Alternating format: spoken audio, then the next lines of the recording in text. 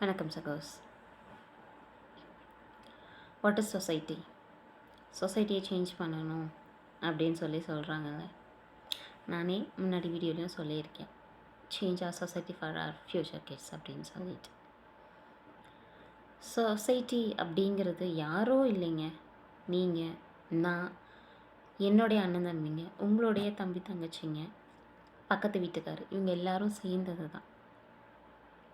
அப்போ மாற்றம் எங்கேருந்து தொடங்கணும்?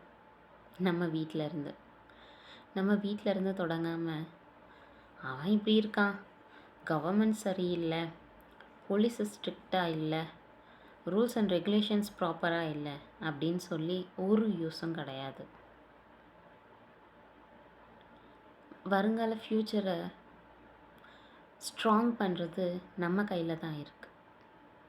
நம்ம பிள்ளைங்களுடைய மென்டாலிட்டி எப்படி இருக்கோ அது மாதிரி தான் ஃப்யூச்சர் சொசைட்டியும் இருக்கும்.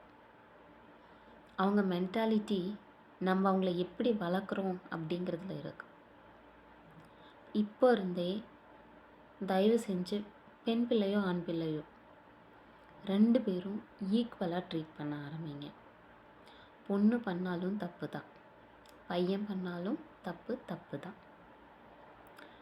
பொண்ணு சாப்பிட்டா அப்போவே எந்திரிச்சு போய் பிளேட்டை கழுவணும் அப்படின்னு சொல்கிற அதே சொசைட்டி, பையன் சாப்பிட்டாலும் பிளேட்டை கழுவி தான் வைக்கணும் அப்படின்னு சொல்லி கொடுங்க. ஆல்ரெடி நிறைய வீடியோஸ் போட்டாச்சுன்னு நினைக்கிறேன் இதை பற்றி. மாற்றம் நம்ம கிட்டேருந்து வராமல் சொசைட்டியில் எதிர்பார்த்து ஒரு யூஸும் கிடையாது.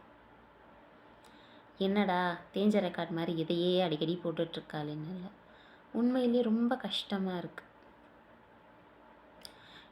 எது ஒருத்தரை தப்பு பண்ண தூண்டுது? அவங்களுடைய சொசைட்டி அப்படின்னு சொல்கிறாங்க. ஏன்? அவங்களுடைய ட்ரெஸ்ஸிங் சென்ஸ், அவங்க வளர்ந்த விதம், அவங்க கூட இருக்கிறவங்க. அப்போ நம்ம எதை மாற்றணும்? அதை தானே மாற்றணும். ஸோ ஒவ்வொரு இண்டிவிஜுவல்ஸ் கிட்டேருந்தும் வர்ற சேஞ்ச் தான் இந்த சொசைட்டியோடைய சேஞ்சஸ். அதை நம்ம வீட்டிலேருந்து தொடங்குவோம் ப்ளீஸ். இப்போ இருந்தே, இது வரைக்கும் இல்லைன்னா விடுங்க, அட்லீஸ்ட் இனிமேலாவது உங்கள் பிள்ளைகளுக்கு சொல்லிக் கொடுங்க. தேங்க்யூ.